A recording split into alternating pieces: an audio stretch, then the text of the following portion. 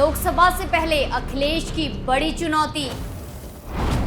आजम खां के जेल जाने से बड़ी मुसीबत। किस मुस्लिम चेहरे पर करेंगे भरोसा? कौन लगाएगा अखिलेश की नैया पार?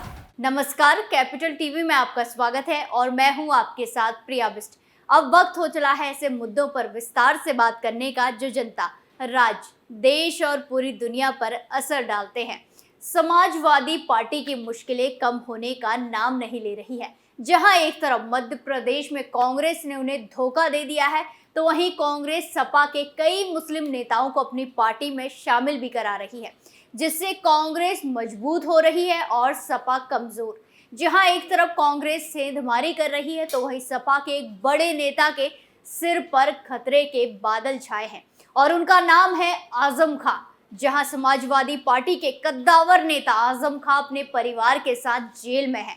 उनके जेल जाने से सपा प्रमुख अखिलेश यादव के लिए मुस्लिम नेतृत्व की समस्या हो गई है। तो आज इसी पर विस्तार से बात करते हैं और जानते हैं इस मुस्लिम चेहरे वाली समस्या से कैसे निपटेंगे सपा प्रमुख अखिलेश यादव।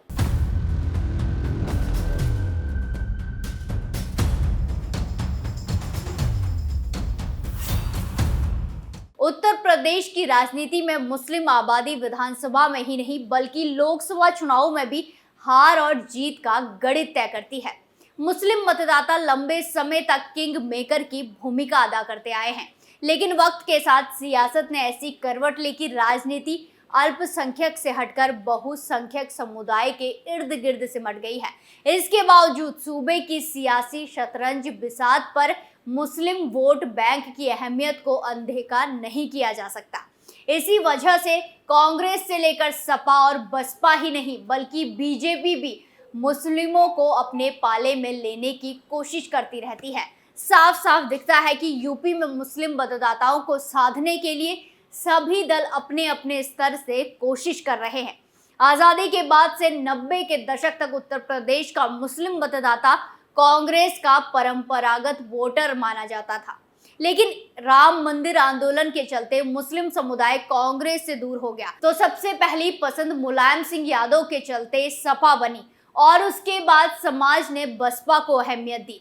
इन्हीं दोनों पार्टियों के बीच मुस्लिम वोट बढ़ता रहा, लेकिन 2022 के चुनाव में एक मुश्त होकर सपा के साथ हो लिया मुस्लिम वोटर। लेकिन अब सपा पर खतरे के बादल मंडराने लगे हैं, जहां एक एक करके मुस्लिम वोटर्स को साधने के लिए सपा के पास कद्दावर चेहरे थे, वो पार्टी से दूर होते जा रहे हैं। जहां समाजवादी पार्टी के कद्दावर नेता आजम खां एक बार फिर से जेल में है और तो और इस बार वो अपने पूरे परिवार के साथ ही जेल की सलाखों के पीछे हैं। आपको बता दें कि पिछले लोकसभा चुनाव के समय में आजम के लिए मुश्किलों का दौर शुरू हुआ था, जो आगामी लोकसभा चुनाव के आते आते काफी हद तक बढ़ चुका है।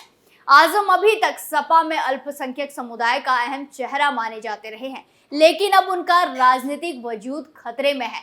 ऐसे में अखिलेश यादव के सामने नए मुस्लिम चेहरे का संकट पैदा हो गया है। सवाल है कि आजम की जगह समाजवादी पार्टी में कौन विकल्प तैयार होगा?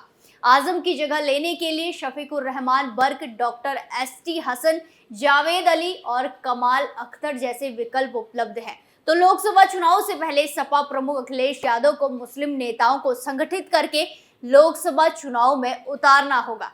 फायर ब्रांड नेता और यूपी के पूर्व कैबिनेट मंत्री आजम खां सपा में मुसलमानों का प्रतिनिधित्व करते रहे हैं। वो मुस्लिम समुदाय के सबसे बड़े नेता माने जाते हैं, लेकिन समय का चक्र ऐसा चला है कि जिस आजम खां की यूपी में तूती बोला करती थी, आज देखें तो 4 मुकदमों में सजा के बाद आजम के सितारे गर्दिश में आ गए हैं। उन्होंने बेशक अपील दायर की है, लेकिन अलग अलग अदालतों में विचाराधीन मुकदमों में फैसला जल्द ही आने की उम्मीद है। बात केवल इतनी ही नहीं है कि आजम खां पर मुसीबत के बादल घिरे हैं। आजम खां की मुसीबत की वजह से समाजवादी पार्टी में भी चुनौती बढ़ गई है, जहां सपा नेतृत्व के सामने मुस्लिम चेहरे का संकट पैदा हो गया है। ऐसे में आजम खां की जगह सपा में मुस्लिमों का नेतृत्व कौन करेगा, इसे लेकर सियासी गलियारों में चर्चा तेज हो गई है। वहीं 2024 के लोकसभा चुनाव के नजदीक होने के कारण सपा नेतृत्व के सामने मुस्लिम नेतृत्व की समस्या बनी हुई है। अगर सपा के मुस्लिम नेताओं पर नजर डालें तो संभल के सांसद शफीकुर रहमान बर्क एक विकल्प हो सकते हैं। उनके पास काफी लंबा सियासी तजुर्बा भी है, लेकिन बढ़ती उम्र का संकट है। इसके साथ ही बसपा के प्रति सॉफ्ट कॉर्नर भी उनका रोड़ा बन सकता है। वहीं बर्क के साथ ही मुरादाबाद से सांसद डॉक्टर एसटी हसन को समाजवादी पार्टी ने संसदीय दल का नेता बनाया है, लेकिन वो भी पिछले दिनों बसपा के पक्ष में बयान देकर सपा प्रमुख अखिलेश यादव को दुविधा में डाल चुके हैं। इसके बाद चर्चा राज्यसभा सदस्य जावेद अली की है, जिन्हें विपक्षी इंडिया गठबंधन की समन्वय समिति में शामिल किया गया। और तो और वो राम गोपाल यादव के खास भी माने जाते हैं। इसके अलावा मुरादाबाद की कांठ विधानसभा सीट से विधायक कमाल अख्तार हैं। अख्तार को सपा अध्यक्ष अखिलेश यादव के खास नेताओं में शुमार किया जाता है। आजम खान सपा के लिए बेहद ही खास भूमिका निभाते रहे हैं, जहां साल 2014 के लोकसभा चुनाव में यूपी में एक भी मुस्लिम सांसद नहीं बन पाया था। साल 2019 में यूपी से 6 मुस्लिम सांसद चुने गए, जिसमें से एक नाम आजम खां का भी था। इसमें बसपा और सपा के 3-3 सांसद रहे। बसपा के कुंवर दानिश ने अमरोहा से, तो अफजाल अंसारी ने गाजीपुर से और सहारनपुर से हाजी फजलुर रहमान ने जीत हासिल की थी। वहीं सपा के आजम खान ने रामपुर, शफीकुर रहमान ने संभल से, तो डॉक्टर एसटी हसन मुरादाबाद से जीते थे।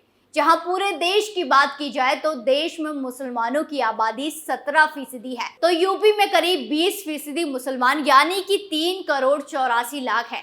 यूपी में 80 लोकसभा सीट में से 403 विधानसभा की सीटें हैं। इनमें से लगभग 1/3 यानी 143 विधानसभा सीटों पर मुस्लिम वोटर प्रभावशाली माने जाते हैं। 43 सीटों पर ऐसा असर है कि मुस्लिम उम्मीदवार यहां अपने दम पर जीत हासिल कर सकते हैं। इन्हीं सीटों पर मुस्लिम विधायक बनते रहे हैं। रामपुर की बात करें तो रामपुर में 55% से ज्यादा मुस्लिम है।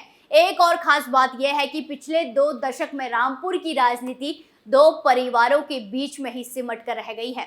समाजवादी पार्टी के नेता आजम खां और कांग्रेस की पूर्व सांसद नूर बानो का परिवार सियासत की धुरी माना जाता है, लेकिन साल 2022 में आजम खां को भड़काऊ भाषण के मामले में दोषी करार दिया, जिसके बाद उनकी विधायकी चली गई। उपचुनाव हुए और रामपुर में आजम युग को एक बड़ा धक्का लगा। पहली बार कोई हिंदू आकाश सक्सेना रामपुर से विधायक बन गए और अब आजम खां को पूरे परिवार के साथ जेल में डाल दिया गया है, जिससे आजम खां के राजनीतिक करियर पर ब्रेक लगता दिखाई दे रहा है।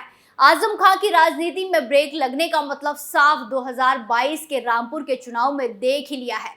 अब समाजवादी पार्टी के आगे आजम खां के तगड़े विकल्प को चुनने की चुनौती है। मुस्लिम मतदाता 2024 के लोकसभा चुनाव में एकजुट रहा तो सूबे की 26 लोकसभा सीटों पर सियासी उलटफेर हो सकता है। ऐसे में मायावती निकाय चुनाव के जरिए दलित मुस्लिम समीकरण फिर से लौट रही है, तो कांग्रेस भी अपनी तरफ उन्हें लाने की कोशिश कर रही है। वहीं बीजेपी पसमानदा कार्ड के जरिए मुसलमानों के बीच अपनी जगह बनाना चाहता है, तो वहीं असुद्दीन ओवैसी मुस्लिम लीडरशिप के बहारे सियासी जमीन तलाश रहे हैं। वहीं सपा के ऊपर मुस्लिम चेहरे को मैदान में उतारने की बड़ी चुनौती खड़ी हो गई है। अब जब लोकसभा चुनाव में गिना चुना समय ही बाकी रह गया है, तो ऐसे में सपा प्रमुख अखिलेश यादव को जल्द ही मुस्लिम चेहरे को सामने लाना होगा। अल्पसंख्यक चेहरे को प्रमोट किए बिना उनकी राह थोड़ी मुश्किल साबित होगी। ऐसे में देखना यह है कि इस बड़ी चुनौती के चलते क्या मुस्लिम मतदाता अखिलेश यादव का साथ छोड़ते हैं या निभाते हैं। ये स्पेशल स्टोरी में आज के लिए इतना ही। फिर पेश होंगे नए मुद्दे के साथ। बाकी तमाम खबरों के लिए देखते रहिए कैपिटल टीवी उत्तर प्रदेश। नमस्कार।